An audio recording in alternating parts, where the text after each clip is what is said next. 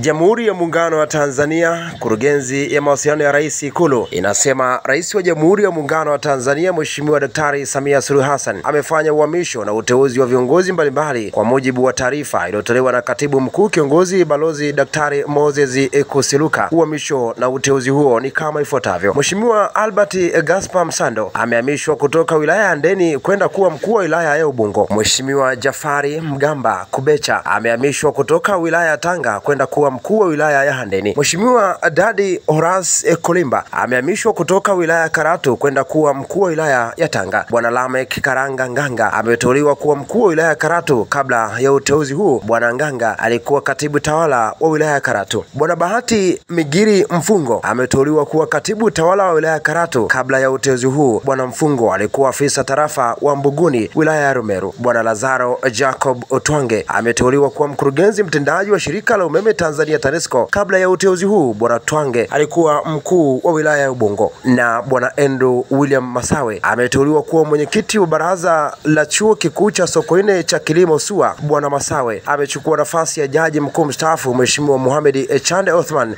ambaye amemaliza muda wake. Hii ni Swahili Media. Usisahau kucomment, kulike na kusubscribe.